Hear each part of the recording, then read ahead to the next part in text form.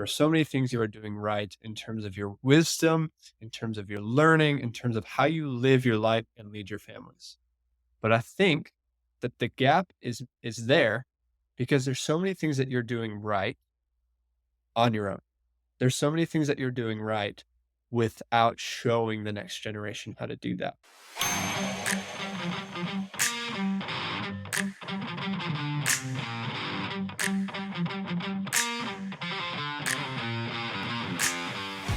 How can young leaders harness their potential and overcome the unique challenges they face today?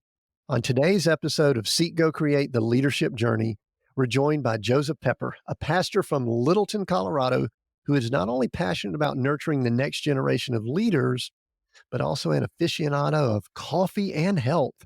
Joey has poured his extensive experience into his first book for the young people, aiming to guide young leaders through the complexities of their development within a faith driven approach. Joseph, or Joey, right? Welcome to Seek Go Create. Yeah, I am so excited to be here.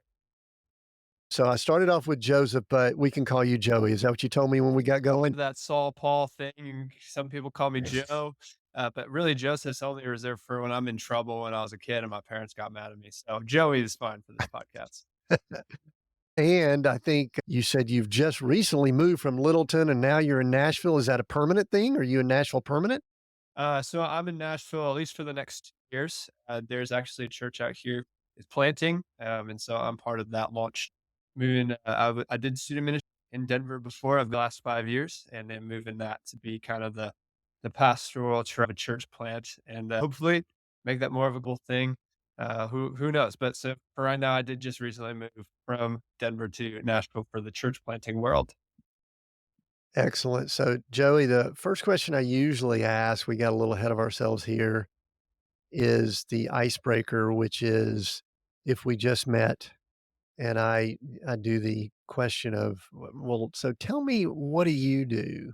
How do you answer when people ask you that question? Yeah, it depends on the setting I am. I'm a big line dancer, there's a lot of people that will be in the line dancing bar, and they'll ask me, "Well, what do you do?"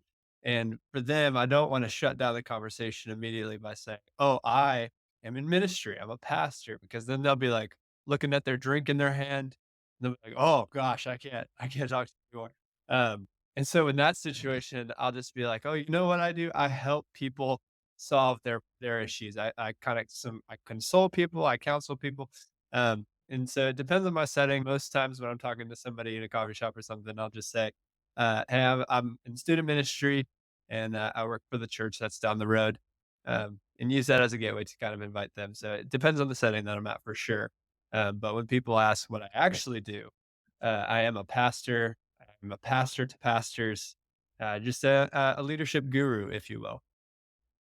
Well, good. The more intriguing thing, truthfully, is the whole line dancer thing, It usually is. because depending on how people grew up in their Christian denomination, etc., many people would think that that is of the devil. So we might need to address that right up front here, Joey. You got to tell me now, is are people that dance going to hell or not? I'm a part of a Baptist church through and through, but I don't think so. As you know, it's just good old fashioned country Southern fun, which is why I moved to Nashville. So can't say that it's not where my passion lies. I just love line dancing and almost as much as I love coffee, for sure.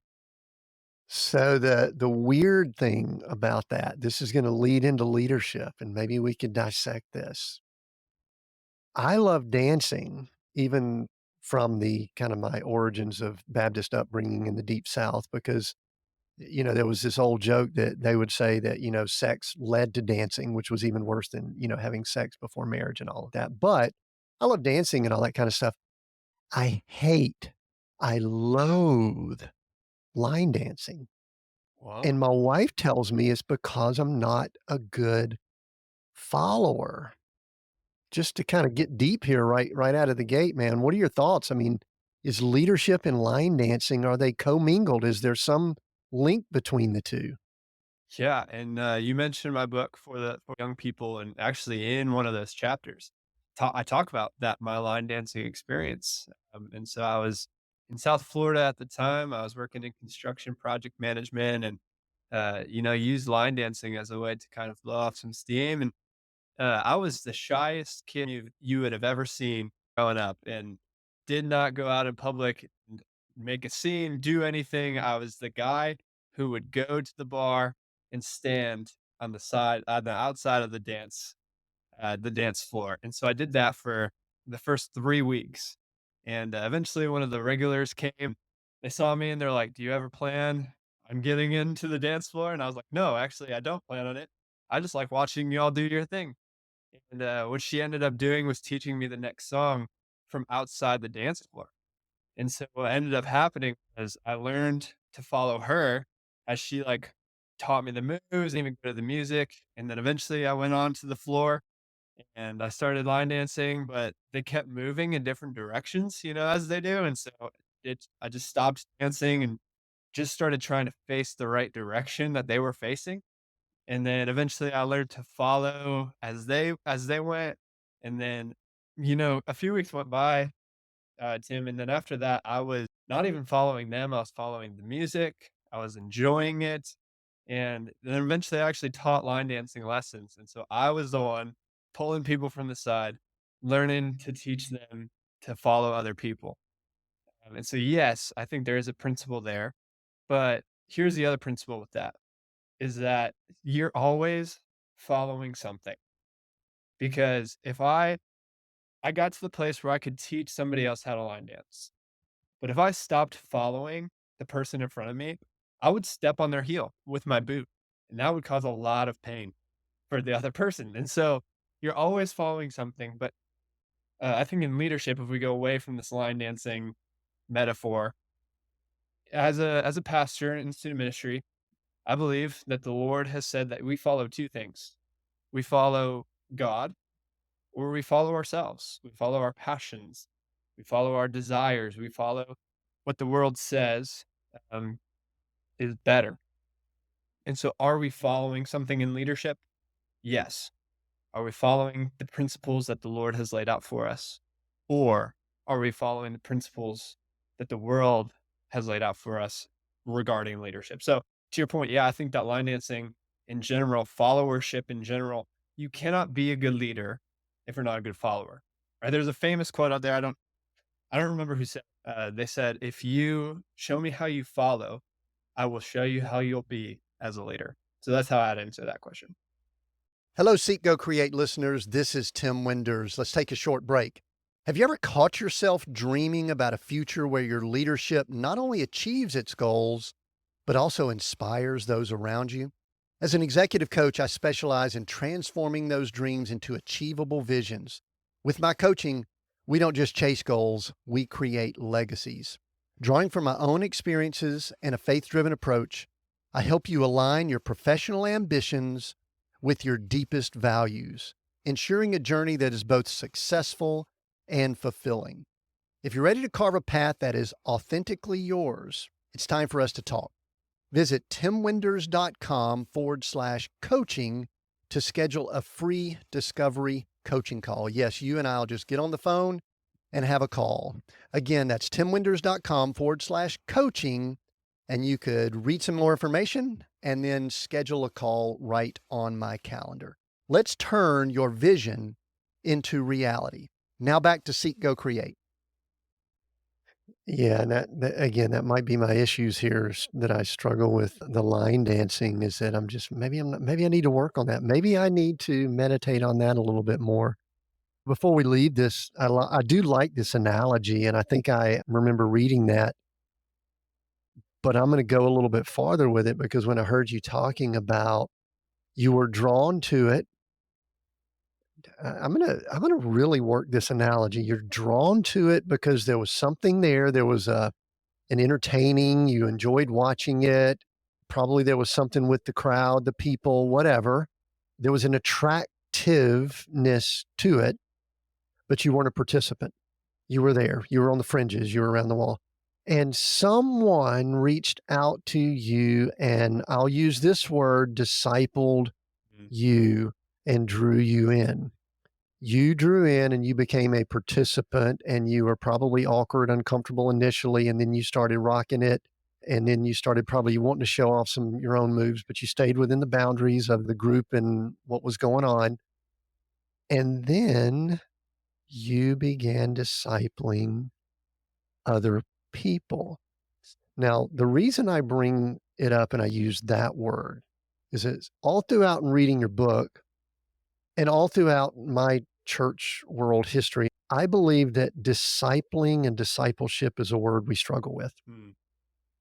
I think we struggle. So, was the example that I used playing off the line dancing, would you say it was good, bad, maybe, not maybe? What would you like to say or respond to that example? Yes, I would love to add on to that too, if I could. I think that discipling is not the only thing that we struggle with. I think following is something that we struggle with. I think following requires humility. It requires a certain level of I am not the best, and there is somebody ahead of me who needs to pour into me. But then recognizing that there's somebody with less experience than me that is going to be following me. So followership is everywhere. As I said, always following something. You never make it. You're always going to follow the next thing. And so I think when it comes to discipleship, and I think to tie in to add on to this, um, what the church and what men and what leaders have failed in recently in the recent years, they have stopped calling out people who are gifted, who are called, but who have nowhere or way of finding their next step. And so when it comes to leadership, I always say as a leader, your job is to connect personally and to challenge them spiritually to take their next step with Jesus. I had 50 adult volunteers, and that was their one goal. They had to connect personally and they had to challenge spiritually. You can call that discipleship, you can call that whatever you want to, but that's the mission of followers of Jesus. And I think that what we have failed at as leaders in the church is recognizing, staying within the line dancing metaphor, the volunteers, the people, the congregation who is standing outside the dance floor, just observing and calling them out and say, "Hey, when are you gonna get in the field and play?" That's what a coach does, right? They call out something that looks beyond the means of someone else that they even think for themselves, and then teaching them how to get there. Um, because the process of me stepping foot the first time on the dance floor to then teaching the line dances was seamless. I didn't even know it was really happening until I just began getting good at it. And so when they say, "Hey, I need you to serve in this ministry," the first time they do that to when they're recruiting their own leaders, that process, that is discipleship, and that happens through natural relationships. But what the leader is supposed to do, and we learn this through the process of following, what the leader is supposed to do is to be the one to call them out in the first place. And so I think that it might not be discipleship is what we struggle with the most. I think the initiating of discipleship is something that all leaders struggle because you put yourself out there. That's a risk to go and call someone out to do something that they probably don't see themselves. So yeah, I think you're absolutely spot on with that metaphor. The thing that I like about it, and I like this organic approach to the conversation related to an example that might not be as threatening for some people, is that there's a couple of things. One, you were in the room. You were in the bar or wherever it was that I doubt it was in the basement of the Baptist church that y'all were doing line dancing. If it was, then we're gonna have a fun conversation there too. But I mean, you were somewhere, you were there. It wasn't as if it sounds like a young lady, and there may have been some other things going on if it was a lady involved, but there was a lady that it wasn't as if she walked off the dance floor, walked out the doors, went walking up and down the streets and speared you, sitting while you were playing, Minecraft on a video game and said, "Hey, I'm going to disciple you to come line dance." It's like, no, that's not a match. That's not, I don't even know if that would be even in an evangelism, Mhm. space. Some people would say maybe it is. But you were there. There was a drawing in. There was some kind of an attraction. I keep using that word, and I like that analogy because it basically says there's a two-way thing going on here. Mm, You mentioned followership. She had to have a willingness to teach. She had to feel some degree of at least confidence in her ability to show you. So she had to be at least, pun intended here, a few steps ahead of you in that process. Many times, I think in our church world, we'll attempt to disciple people that aren't even near the dance floor. mm, We'll try to hammer them with stuff and use what I use, like the language Jesus used with the Pharisees. We'll use the language Jesus used with the Pharisees instead of the language he used with the woman at the well. mm. He spoke to two different audiences there. I want to ask a question. When someone is speaking to a younger group of people, I think it allows me to ask what I consider to be a pretty rude question, which is, how old are you? I am in the very age of being the mid-20s, the most overlooked age group on the face of the earth. Mid 20s, so like 25-ish, is Yes. that would that are you okay? Because mid 20s could be 23 to 20, alright, so 25. Alright, I'd love to know at what point you first recognized an interest in this topic, this bigger topic, which we call leadership. Was there a, period of time? I think you actually did talk about it in the book, but I'm gonna ask it here. When did you say, "Huh, you know what? I'm intrigued or interested or maybe gifted in this area." Yeah, I think there's been several times in my life where I've realized that this is something I enjoy. Um, and I will say that two that come to mind, and they started when I was on 4 years old. Um, and so my dad, I had the privilege of him being an entrepreneur. He's just that kind of mind. He instilled that in me. And so when I was 4, I would go over to a couple of his businesses and just start picking up trash for as much as he would pay me. I've never had an allowance growing up, but I did work for a paycheck from the age of 4 on. And so I think that really instilled just not only leadership within me, but just a work ethic to just go above and beyond. But I think when I really knew that leadership was for me was when I was about 7 years old, and I wanted to do a lemonade stand.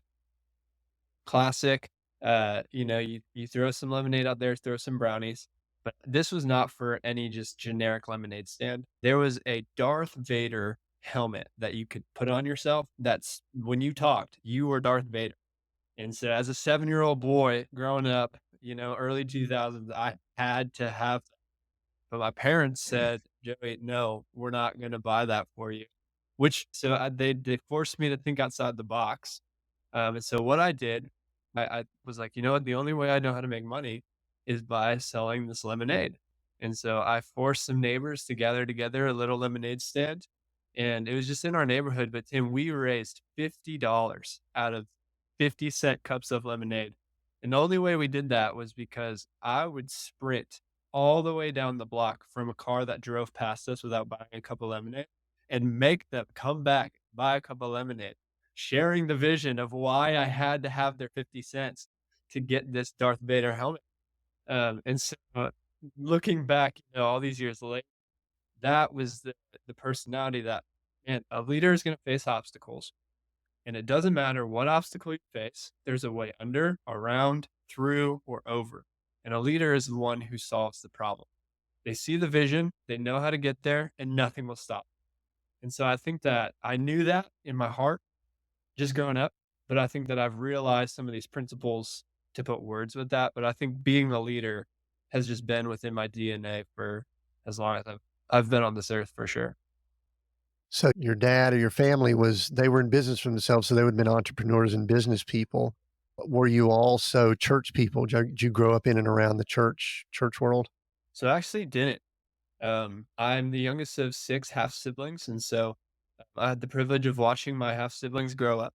And they did not make the best life decisions. I can say that on the air. They'd say that for themselves. And so I watched what they did and wanted to do the opposite. And so I think that is also where part of my drive, my leadership DNA comes from is taking ownership and responsibility, not only for myself, but for really my whole family. And so I came to know the Lord when I was 15. and my oldest brother passed away, and so that was the same day that I came to know the Lord, and I immediately got transferred into a Christian high school where I was an intern and discipled there for 3 years, and then ever since I've kind of been in the ministry world. So my story was very much a 180 turn shift, complete passion for the Lord about the age of 15, so high school age, young adult. So at that age of 15, I'm often interested in like spiritual journeys and also how the Lord will sometimes reach out and grab, sometimes gently draw people in. But it sounds like there was a pretty abrupt, or we'll call it a catalytic event, maybe in your family. But did you have some clues before that? I mean, did y'all ever, pop in on, Easter Sunday, or did you say y'all were church going, or Yeah, so we weren't church going as a whole. I mean, we went some Christmases and Easters, but growing up, I played baseball my whole life, and one of my best friends, he and I would hang out all the time, and so I'd spend the night on Saturdays, and his mom would wake us up on Sunday morning and say, "Joey, you are coming to church." And her name was Carol. I love Carol to this day, but Carol was the scariest human being I've ever seen in my entire life. And when Carol said, "You're going to church," by all means, you're going to church. And so I had even gone to some summer camps growing up. I got to some church, things with that family, and so all of that was compared to my siblings, right? So I had mentioned that they weren't making the best decisions, and so my entire childhood, I said, "Well, okay, y'all have this prayer life, whatever that is. Glad for you guys, but look at my family and how well I'm doing compared to them. I don't need this savior. I don't need Jesus." And so what shifted this catalytic event, it's not that my brother died and I just immediately looked up and was like, I have this revelation.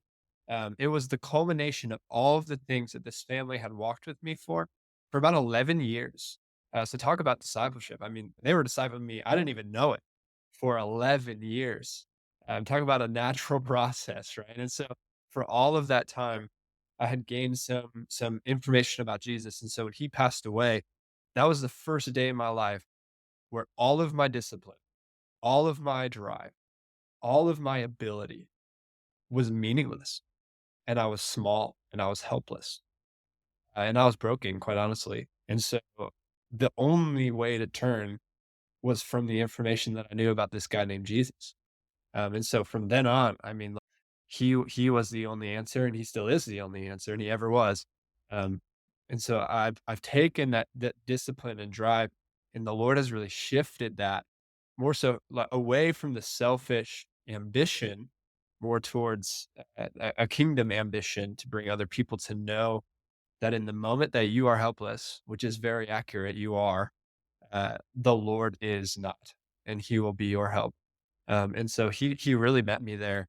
Uh, but he met me there, but Carol Lewis met me when I was 4 years old, and he's been walking with her, uh, for way longer than I've been alive, and so I praise God for that family, for sure.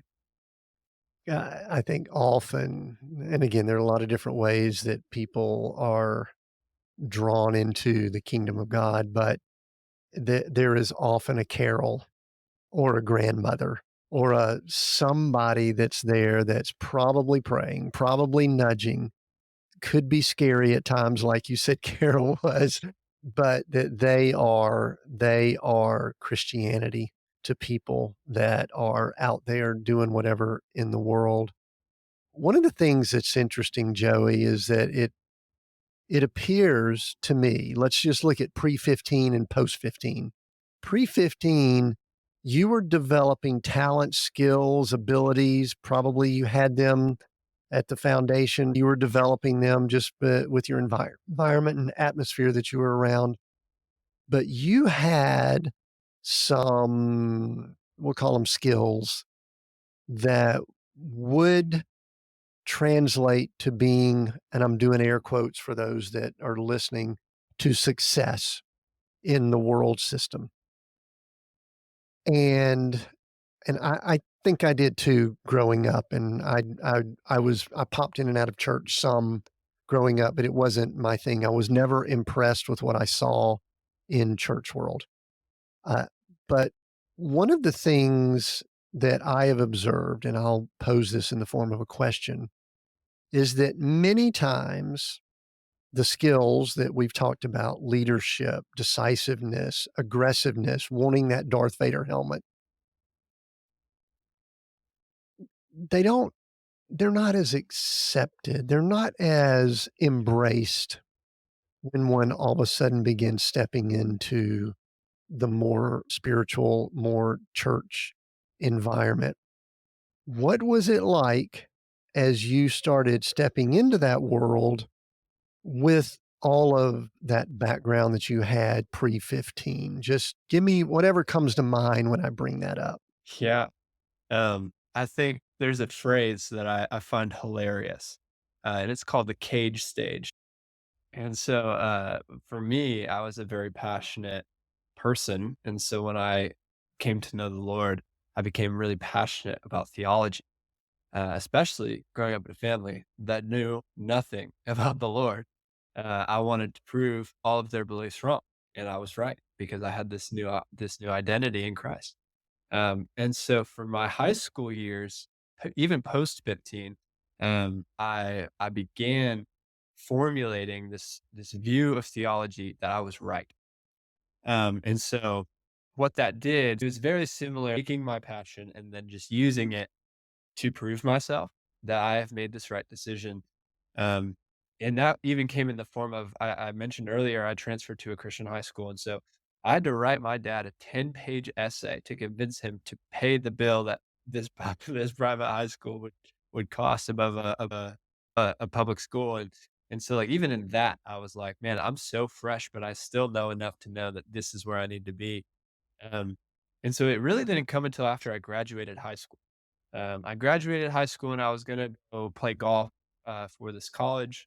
I got a golf scholarship, and so I played for a semester. And so my parents at that point had moved to Florida, and I was from Chicago, so I grew up in Illinois. And I don't know if you've been to both of those states. But Florida is significantly nicer than Illinois. And so what I did was I actually transferred schools to Florida, uh, and it was a small Christian college in West Palm Beach. And I was there for a couple weeks, only, and I went to a career fair, and I was hired as a construction project manager. And so now I drop out of college, I'm 19, and I'm overseeing millions of dollars in construction management. And, at that time, it was in Boca Raton, which is the nicest, fanciest houses that I had ever seen up to that point. And so I'm working with these multimillionaires as clients, and they're pouring into me with their business knowledge. I'm pouring into subcontractors to fix their homes, and I'm managing about 30-ish projects at a time. And here's the kicker: I don't know anything about construction. They just hired me because I was a people person, and I could oversee a budget. And so I did. And what that did for me was over the period of a year and a half, not only did that humble me really fast because I didn't know anything about the world of what I was doing, but I began to learn that world, and I began to learn the culture of simultaneously having a team of subcontractors who didn't speak English, who were like paycheck to paycheck at best, or struggling at worst, versus these multi-million dollar people who I was dealing with on a daily basis who had these urgent needs, and I was scheduling with assistants, and it was these 2 distinct cultures, and I remember loving them both, and I remember also not enjoying the process of construction. And so what it did is it broke me down really, to the point of just saying, "Okay, who am I really, and what matters?" Because I was making way too much money that I knew what to do with, which is the whole reason I had dropped out of college anyways. For my whole 19-year career at that point, had been striving for money, and I found it. I found the success that you had mentioned earlier. You're absolutely right. Some of those traits do lead to some worldly success. I probably could have at one point, if I stayed with that company, built one of those houses in Boca Raton for myself. But I woke up a year and a half later and I just said, I am not making an impact or a difference in any single human being's life. And I'm not connected to a church. What happened between going from an intern under a campus pastor and seeking ministry, having thousands of hours of ministry experience, to this construction manager who goes home after work and does nothing and sees no one and really is only out to make money for himself. I said, where is this making me any happier? And so I think that the process of having these skills, because I would still say, I would say that I still do. I'm still very driven, very goal oriented, very disciplined. You mentioned in the intro that I love coffee and health. I still very much do. Um, but also this sense of empathy and culture, and and wanting to just be at the heart of a person, because that broke me down. I think the death of my brother broke me down. And I think the Lord has used significant events in my life or processes, over the span of weeks or years. And then some of my ministry experience too, we can get into in a few minutes. But I think these experiences have driven in me the other end of the spectrum, right? Because most people, I'm a type 3 on the Enneagram for you listeners who are Enneagram fans, achiever, high achieving person. I think most people will look at someone like me and think he's not going to be able to relate to me. He's not going to be able to understand where I'm at because he just wants to get things done and he's got the energy to do it, young 20s. And what changed for me really between that and learning empathy is the ability to ask questions. And so I think that the difference between having these life skills that some people would be intimidated in with a church scene and having the ability to use them with empathy is a really good question. And so we can talk more about questions. I don't know if you have follow up questions. I think one of the greatest passions that I have developed through this is teaching other people to ask questions. And I've kind of coined the term the investigative leader, which is something that I'm kind of working through right now, which is how do we as a church, how do we as a leader, how do we see the people who, to go back to our original metaphor, are on the outside of the dance floor and not teach them with the lessons we know, but coach them through the questions that we ask.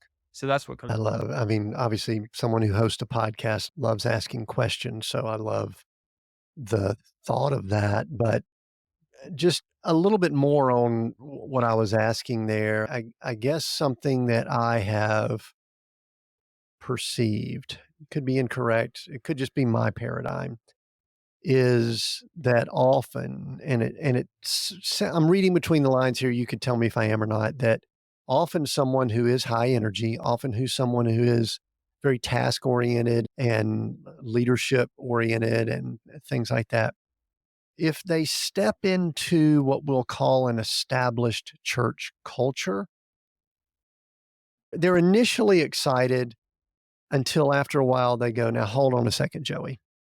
You need to pay your dues. You need to just sit back and be quiet, or we'll use this word we used earlier, disciple. You need to be discipled.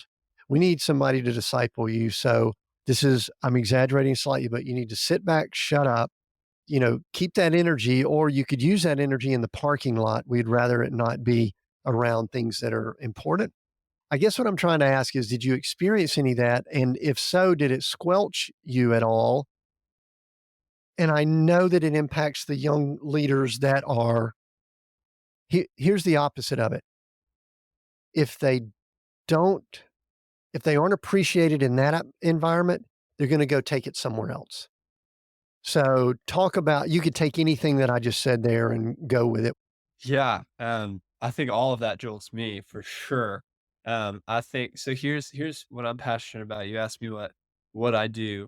I think my official title is that of a minister. I think my unofficial title, through the heart of asking questions, is helping people feel seen, known, and loved.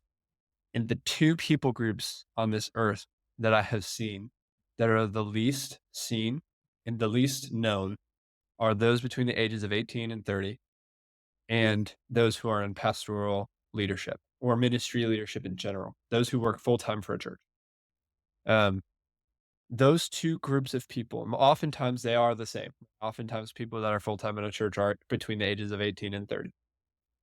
Those two groups of people are not only the current leaders who are rising, but they are the most impactful group of people that we have. And we're missing it. I'm in that group and I feel missed. And so, yes, to answer your question, this is something I've experienced. And so, one of my ministry appointments that I've had in my life is to be a full time associate high school pastor in Fort Worth, Texas. And so I did some time there in Fort Worth where we had, um, we had a thriving student ministry. There was about, I don't know, anywhere from 350 to 400 middle school students, and anywhere from 200 to 300 high school students as part of the high school team. We had a thriving group system with parents, families, young kids. Our children's ministry was bursting out the seams. And this was not in Fort Worth direct. It was about 20 miles west, so a little bit more suburb. And I get hired. I moved there, and at this point, I'm 22, and I say, "Hey, I need some community. What do you got for me? Like, where's the young adults?"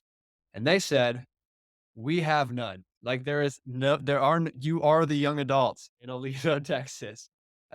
And I said, I don't believe that that's true." I said, "You know what? I've been to the grocery store. I've been at the coffee shops. All the people serving me there are young adults. And this is the biggest church in the area. So where are they?" They said, "Oh, we've tried starting that, 6 or 7 times." And I that the most this you didn't ask this, but I'm gonna bring it in there anyways. The most detrimental statement to a leadership is, "We've already tried that." And so I got that, and they said, "You know what? Like, your job is high school ministry, um, and you do that. But if you wanna do something, it can't be during your hours. It can't be on church property, and there won't be a church budget. We've tried it 6 times, but, like, you're a young buck. Go try it again if you really want to." And so That's that was kind of the that's the nice way of saying we're not gonna pay you anything for that. exactly, exactly. Like, that was point number 1 where it felt like you're just young, you think you know better and go do it. And so I had kind of the green light, whether or not it was, granted to me fully, but so what I did was I just made a solution. I was like, "You know what? We have 3 of us. We're gonna start meeting." And then, eventually I got connected to the owner of a coffee shop, and we were meeting from this coffee shop. All of the baristas started coming. And so now we're up to about 15, and the Lord just really grew that. So we outgrew the coffee shop. We started meeting on Tuesday nights. We outgrew the coffee shop. Eventually I built up a leadership team, handed it off to them. And so at that point, the church was like, "Okay, we'll let you use our buildings. You can have an Instagram. Here's a little budget." And today it's been 2.5 years since then, and the group is still growing strong. We've seen probably over 150 different faces come through that, which for a church that had 0 young adults is pretty substantial. And so, um, I think that the point is that, they may not explicitly say that they don't believe in the next generation of leaders, um, but they're not empowering them or trusting them to do the things that God has put on their heart and gifted them to do. Um, Nor did I receive any development along the way, kind of for that. And so I think that the purpose is, I was talking to a pastor in Denver not too long ago. I was like, "Hey man, just how's it going? Who's checking in on you?" And he said, "Man, you are the first person to check in on me in a year." And he worked for a church with 200 plus person staff. And I met him randomly in a coffee shop and somehow found out he's a pastor. And I just asked, "Hey, how are you doing?"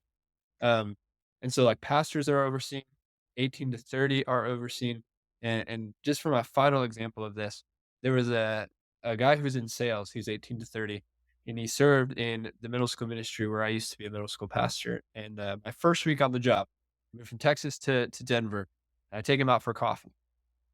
And we're sitting there at coffee, we exchange the trees, and I just say, like, "Hey man, like, I would love to hear your story." And he looked at me dead in the eyes and he said, "Before that, I have one question." And this is the first question out of his mouth for me. He said, "Am I in trouble?" And I said, "Are you in trouble? What do you mean?" Like, it's literally my first week. And he said, "Man, I've been here for 3 years. I've been serving in student ministry this whole time. I have never been asked to get coffee by any student pastor." And I thought that I was doing something wrong. And that's what he added. I said, "No, man, I'm just trying to get to know your story." And I think that the issue is not only are we experiencing people say, "You're too young, sit down, shut up, bide your time," but we've gone beyond that and we don't even acknowledge them anymore. It's like they aren't even there. That's just there's a break. You graduate high school, and then you either get married and you have kids and you're welcomed back, or there's no place for you. And they go and they find their place somewhere else where the world is gonna offer them a place to feel seen, known, and cared for. And so I think the spectrum is both ways. Yes, people experience that all the time. You're too young, you need to bide your time. And I would suggest that, like, that's just not necessarily true. You can have a mature 19-year-old, you can have an immature 40-year-old, and they can do the same job.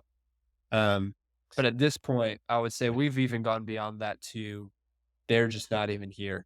They're somewhere else, and no one's going to find them, and that's just a big problem.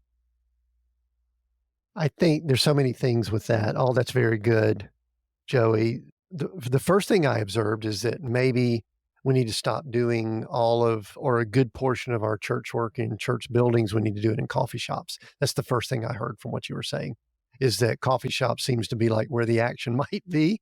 That I actually am sort of joking, but not totally. Second thing that I want to say, and then this will lead into a comment and a question, is that I think that we often forget that the 12, or we'll say 13 individuals that rocked the world were all under 30. I think we all believe that Jesus, maybe Peter was old-ish, but he wasn't that old. Mhm. And I mean, some say that they could have been as young as 15, 16, some of them, depending on who you ask and who you talk to. And so I think we need to remind ourselves of that. I do wonder at times if, and we'll just say people, but especially people that get into a groove in their career, either in church, business, or whatever.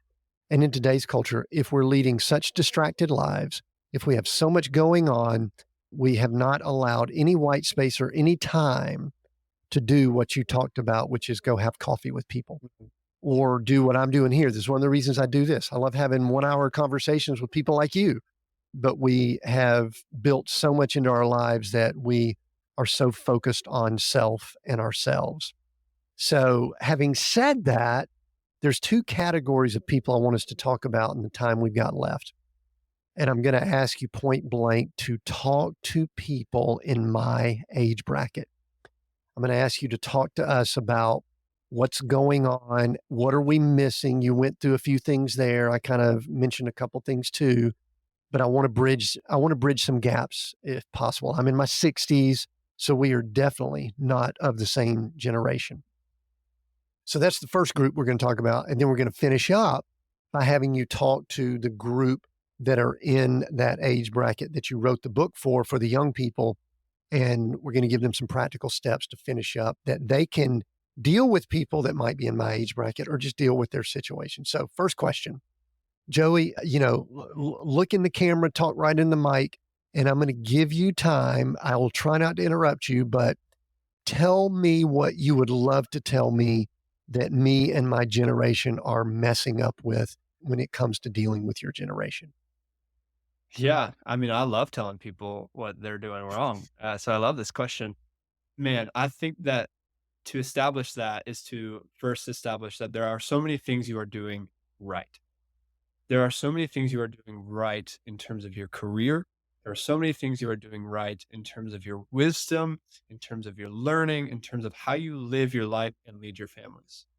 But I think that the gap is there because there's so many things that you're doing right on your own. There's so many things that you're doing right without showing the next generation how to do that.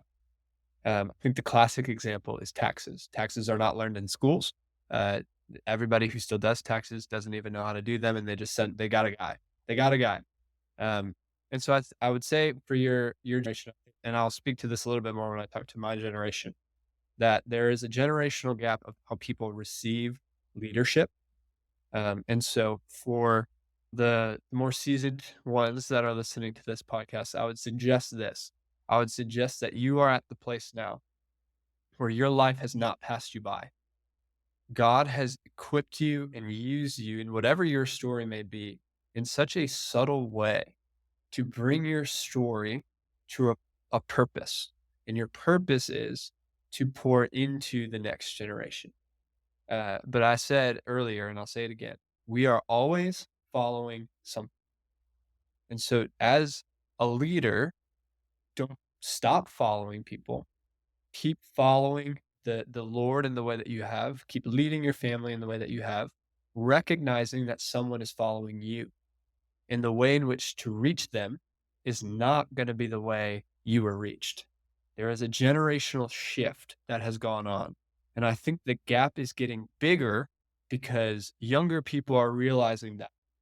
And the more seasoned people are questioning why there's a bigger gap. Because it worked for them, they've reached their success and they know the way. But the world has changed and the way has changed. The way to heaven hasn't changed. Jesus is the only way. But um, the way in which you're gonna be able to connect to a younger generation is significantly different. It is with the introduction of technology, sure, but I think it's more so what you touched on earlier. It is the introduction of the busy culture, and I think that instead of fighting the busy culture, which we could do, but we'll take 1 step forward and 3 steps back with the busy culture. We work into the busy culture, um, and we meet those people where we are in a very natural way.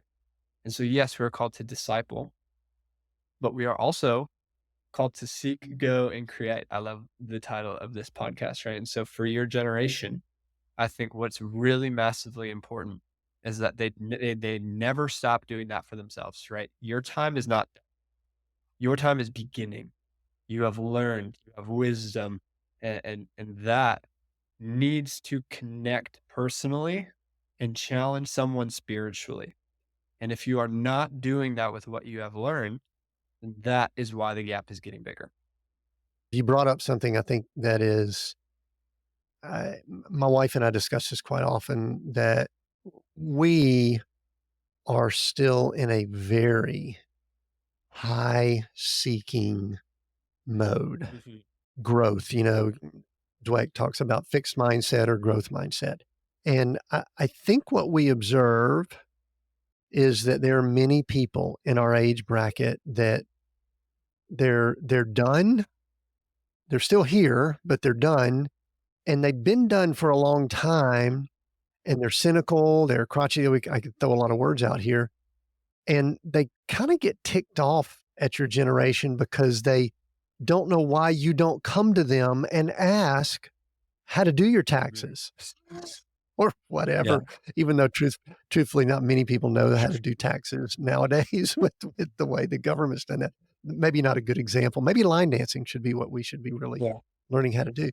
I do think one should have honor and respect for elders, but I don't think it's just you give it just because you're 30 years older than me. I don't think that's why.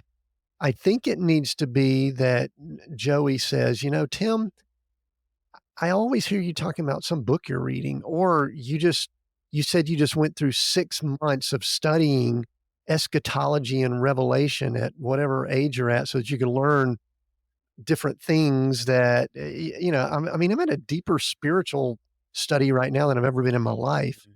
And I think if I'm kind of piling on talking to people in my age bracket, is that when you're stagnant, no one wants to know what you have to say. And then when you do tell people something, it comes out stinky, smelly, not attractive in any form or fashion. But having said that, either respond to that or go into now communicating with your age bracket or younger or in that range. And I know you've got a lot of great things in the book. For the young people, I've got it here on my Kindle. I've read, like I said, around 80% of it.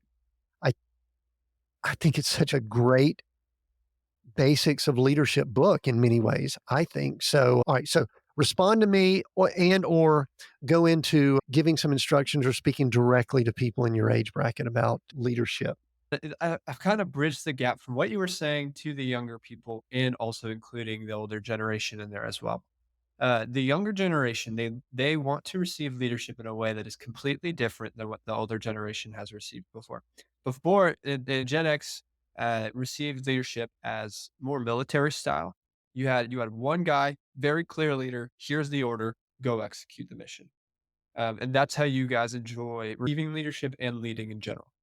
I think when you come to the millennial was kind of more of I'm going to enjoy an ambiguous kind of leadership. I need vision and I need direction, but I also want this space to kind of do my own thing and figure out who I am. So like give me the vision and direction, but don't give me the task by task line item. Um, and Gen Z is similar, but also different in the way of which, like, hey, it's gonna come across when this is probably to your point why, Gen X, older millennials are feeling frustrated with Gen Z, because they're at the point where their way of receiving leadership is almost, abrasive to that. It's gonna come across like, "I don't need you," and that's really not what it is. What it is they want to work together as a team, and they want the leader to be on the outside saying, "Hey, here's the vision, here's the direction. Now you have all of this open lane to run." But what that does, that much space and open lane that a Gen Z needs to run, that's going to cause the leader to feel a little bit on the outside. And I think that that is where some of this tension comes in.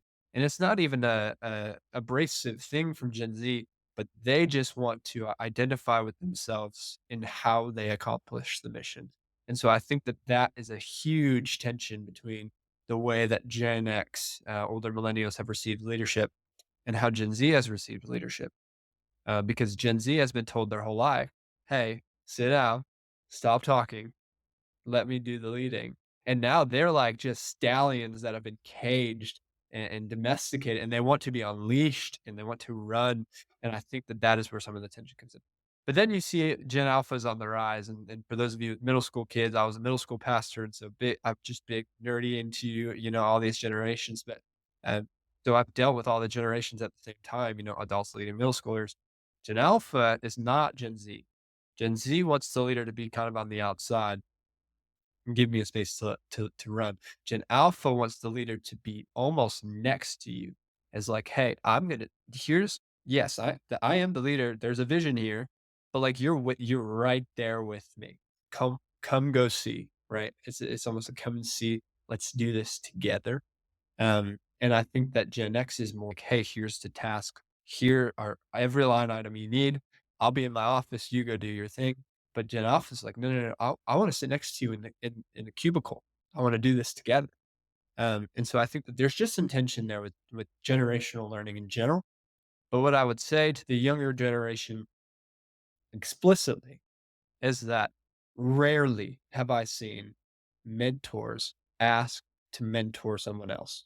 Rarely. I would say every mentor relationship that I've had, both formal and informal, have come from me seeking it out. And I'm a firm believer every conversation you have is a mentor conversation. I can learn from anyone. I've learned from this conversation, from your insights.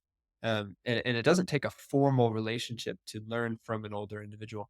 But what does take intentionality is for you, young person, to go to the older generation, who, by the way, although we agree with it or don't agree with it, they have done a lot of things right. They do have a lot more wisdom than we do. We absolutely must respect them on every level, as we would respect any person, or should at least. But what we need to do is we need to take the first step. And I think young professionals have been overlooked for so long that that's their identity, and now they're not even seeking to take the next step. And so what I would say to the younger person is what I would say to the older person: connect personally with them and challenge them spiritually to take their next step with Jesus. When you go up to an older generational person and you say, "Hey, I need you to meet with me weekly, and here's 15 questions that over the next 3 months I want answers to and dialogue about," that will challenge them spiritually too. And so it's a two-way street. But I would say mentoring has stopped because it's never been about the mentor asking to mentor someone. It's always been about the mentee seeking that relationship. But because these generational differences, we are now no longer receiving a task list and asking what's next. We're not asking for the next mentor. I mean, I think that that's where we've gone wrong. I will also just mention that there's a lot more about the younger person in the book for the young people for more practical advice on how to do that. Yeah, I'll ask more about the book in just a moment, but one of the things that came to mind, since we're really trying to bridge some of the gaps here between generations, I remember our son was at a church he was in Los Angeles, and he kinda called us up. He said, "Man, Los Angeles is a tough town." He was actually doing some volunteer work at the church and trying to make ends meet and doing other things, and we kinda mentioned to him to do what you said, go to someone in the church and say, "Hey, listen." And the response he got, this is gonna lead to a question, but I'm gonna get people's attention. The response he got from someone who was on staff at that church was, "My time is not my own. I do not have time to meet with you regularly," and things like that, which this is not even father talk. This is just leader talk. I would love to either physically or whatever smack somebody who says something like that, especially someone who is in a church world leadership role. I believe that our generation has probably repelled and kinda sent out signals that says, "Don't ask questions. I'm authoritative. This is my way or the highway," type thing. As a follow-up, what do we need to do to be more open or to put out signals that make it a little more friendly? What are some things that you need to say to my generation that we need to do to allow for more of that openness? Yeah, that's a great question. Um, and I don't know if there's any other answer besides just doing it. Um, there's so many theories of how to generate a conversation. Until you have the conversation, nothing will happen.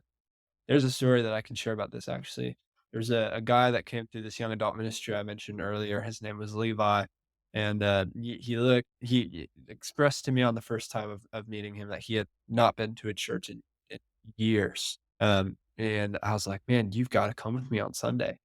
Um, and he met me in the lobby. I was obviously working, and so, as it that's my Super Bowl, so I didn't have a ton of time to hang out with him, but, um, I said, "Hey, let me grab this guy over here. He's gonna be a great guy for you to know."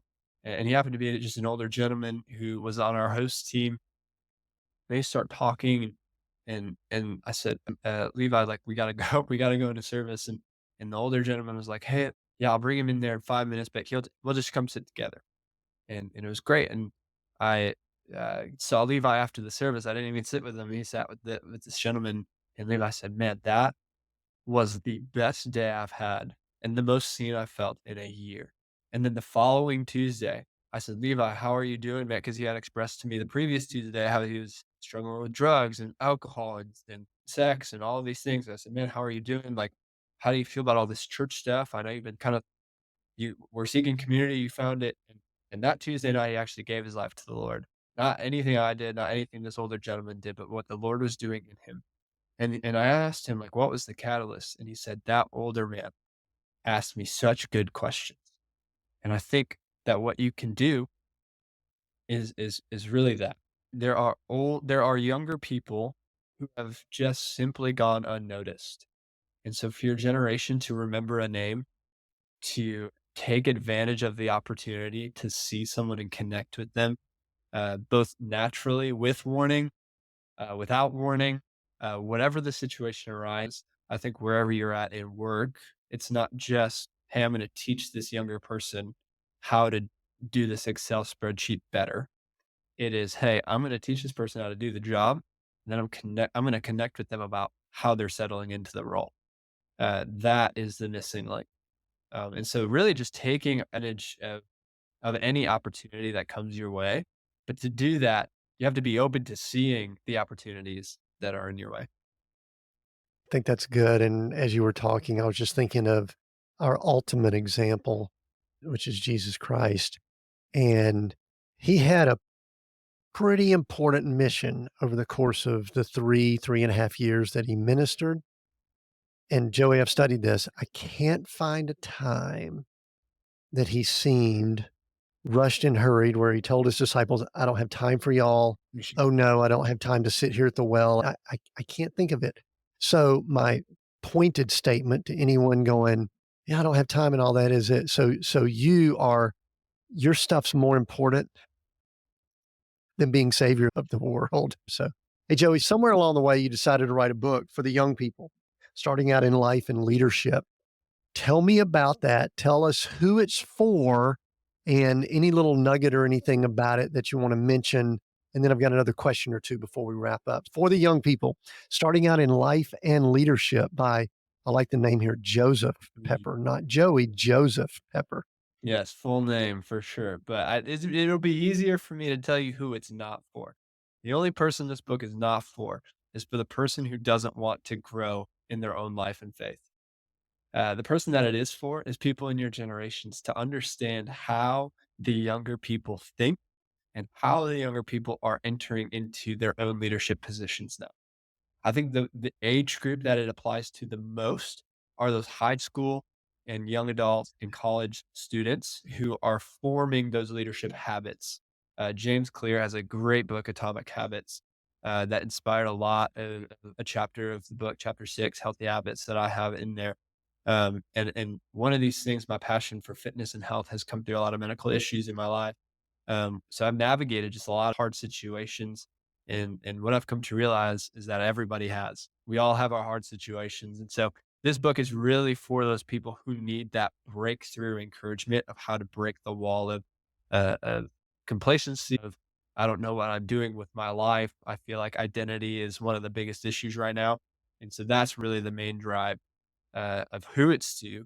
The reason I wrote it was I was doing ministry in Denver, and there was that one pastor in the coffee shop that I mentioned.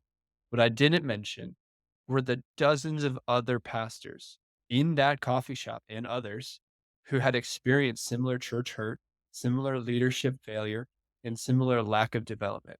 I think when you look at the business world and when you look at the military, their ability to develop people is years above and beyond what we are doing as a church to develop our staff. And it broke my heart because I'm a big leadership guy, but I'm also just, I care about ministry leaders and I want them to be in it for the long haul. I want to be in it for the long haul. Um, and so what really drove that book was to collectively just see pastors and say like, hey man, I see the struggle you're going through. And so that was a lot of the reason that I began typing on my computer the words that I did. Very good. Well, like I said, it's an excellent read. Where can, if someone just wants to reach out to you, where can they find the book? I'm guessing Amazon, all that kind of stuff, but where can they find the book? And if someone just wants to connect with you, go ahead and give that verbally here. We'll include it down in notes and all, but where can people find you? They can find me Instagram, Joey_Pepper12. They can find the book on Amazon, or if they want to listen to this some more, I unpack a lot more of this on a podcast called Ministry Cohort, which is just similar to this. We interview a lot of guest speakers about leadership, faith, life, all of those things. So those three platforms are a way to connect with me. Good. We'll include that. Joey, we're seek, go, create. 3 words. Going to allow you to choose one of those. Resonates more with you than the other two. Seek, go, or create, and why? I think I'm gonna choose 2 'cause I'm gonna steal, but, this podcast tells me that it's about seeking, was my go-to word, but I'm really passionate about go. Acts chapter 1, verse 8, says, "You will receive power when the Holy Spirit comes upon you. You'll be my witnesses in Jerusalem, Judea and Samaria, and to the ends of the earth." And we see this in Acts unfold because at that point, Rome was the ends of the earth. So we see the church expand from Jerusalem, Judea and Samaria to Rome. And so now the world's bigger, so our mission is bigger. But until we go, if we stay in our tight knit circles, we will get phrases like we've tried it that way. We've already done it before. We'll look at young people and say, sit down, your time's not now, stop talking. That's when we stay. But when we go, we experience so much more and we allow so much more freedom for leadership development. So not only is go a discipleship term and an evangelism tool, it's also a leadership tool. And going will allow us to see a lot more than what we see when we stay. So I would say go is the one that I resonate with a lot more. Very good. Thanks. What a great conversation this has been. Line dancing, Darth Vader, leadership. I think we have almost covered it all. I do recommend people get the book. Excellent book for the young people starting out in life and leadership. And I do agree it's really good for people, we'll call them mature, we won't call them old, that just want a perspective of some of the challenges. And maybe it just helps softening our hearts so that we can become more humble and communicate better with that generation. So I appreciate everybody listening in. We have new episodes here at Seek Go Create Every Monday, we're on YouTube, we're on all the platforms. Keep sharing, keep commenting, keep listening. And until next time, continue being all that you were created to be.